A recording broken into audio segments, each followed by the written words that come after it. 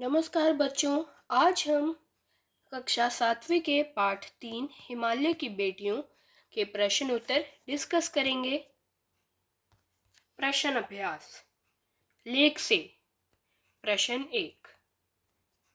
नदियों को माँ मानने की परंपरा हमारे यहाँ काफी पुरानी है, लेकिन लेखक नागार्जुन उन्हें और किन रूपों में देखते हैं? उत्तर। लेखक नागार्जुन ने उन्हें बहन, दादी, मौसी और प्रेमिका के रूप में देखा है। प्रश्न 2। सिंधु और ब्रह्मपुत्र की क्या विशेषताएं बताई गई हैं? उत्तर। सिंधु और ब्रह्मपुत्र ये दो नाम ऐसे हैं जिनके सुनते ही हिमालय की अन्य छोटी बड़ी बेटियां जैसे रावी, सतलुज, गंगा, यमुना आदि आंखों के सामने नाचने लगती हैं। लेखक ने इन्हें दयालु हिमालय को पिघले हुए दिल की एक एक बूंद की उपज बताया है।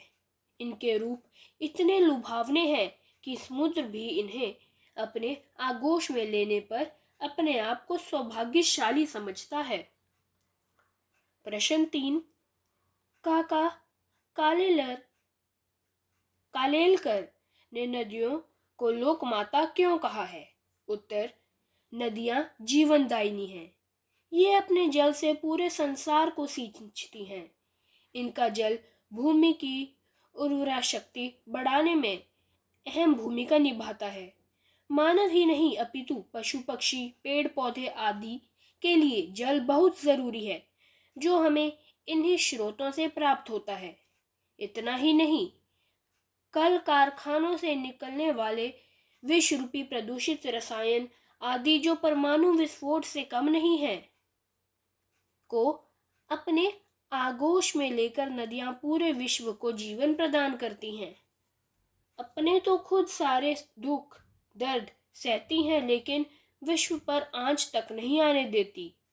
ऐसा तो माता ही कर सकती है। अतः काका कालेलकर ने नदियों को लोक माता की संज्ञा दी है, तो इसमें कोई अतिशयोक्ति नहीं है।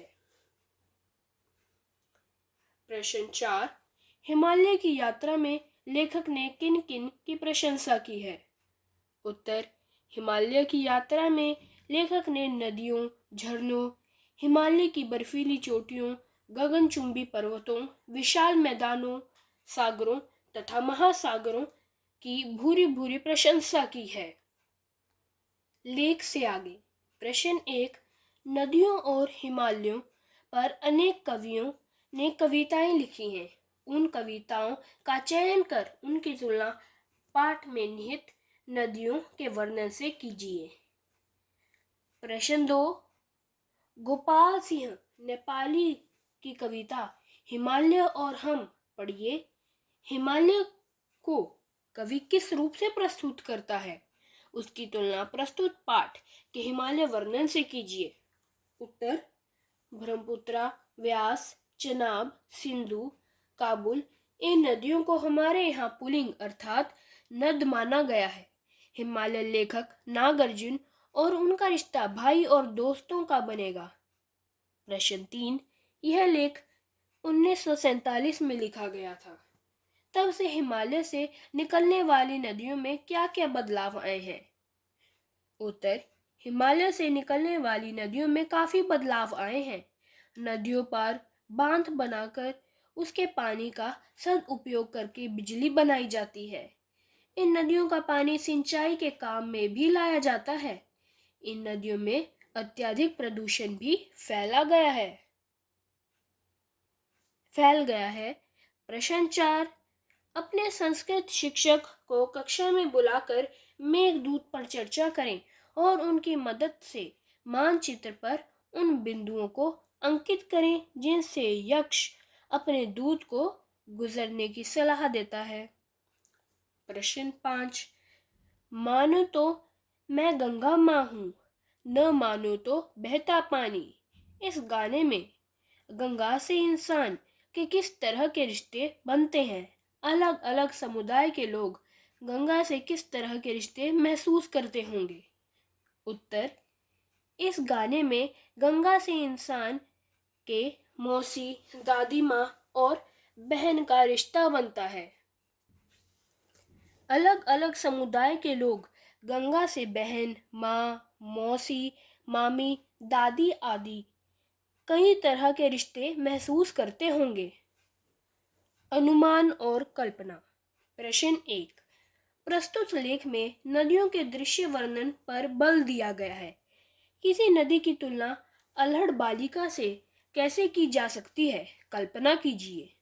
उत्तर: जब नदी हिमालय से निकलती हुई ऊंचे ऊंचे पहाड़ों से नीचे गिरती है, तब वह ऐसे प्रतीत होता है जैसे कोई अल्हड़ बालिका उछल कूद कर अपनी मगन में मगन होकर खिलखिलाती हंसते हुए स्वच्छंद रहती है। नदी का स्वभाव एक चंचल बालिका की तरह प्रतीत होता है। प्रश्न 2। नदियों से होने वाले लाभों के विषय में चर्चा कीजिए और इस विषय पर 20 पंक्तियों का एक निबंध लिखिए। उत्तर: जल के अभाव में न तो फसलें होंगी और न ही जीवन होगा।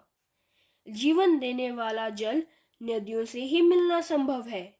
जिन क्षेत्रों में नदियां लुप्त हो गई हैं, वहां के क्षेत्र वीरान हो गए हैं।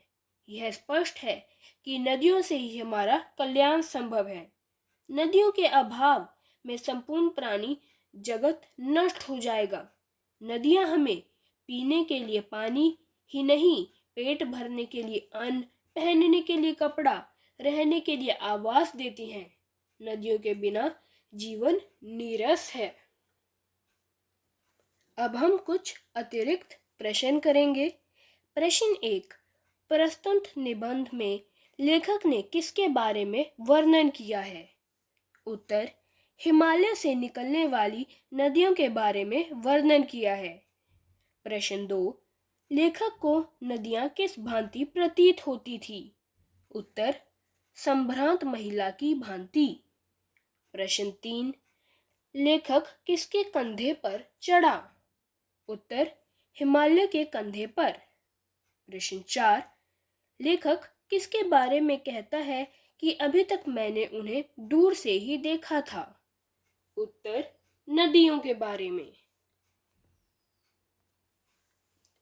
अगला प्रश्न 1। काका कालेलकर ने नदियों को क्या कहकर संबोधित किया है? उत्तर: लोकमाता। प्रश्न 2। यक्ष ने मेघदूत से वेत्रवती नदी के बारे में क्या कहा था? उत्तर: प्रेम के बदले कुछ देते जाने की बात कही थी। प्रश्न 3। लेखक किस नदी के किनारे जाकर बैठ गया? उत्तर: सतलज के किनारे। प्रश्न 4। लेखक ने नदियों को माता मानने से पहले किस रूप में देखने की बात कही है? उत्तर: बेटियों के रूप में।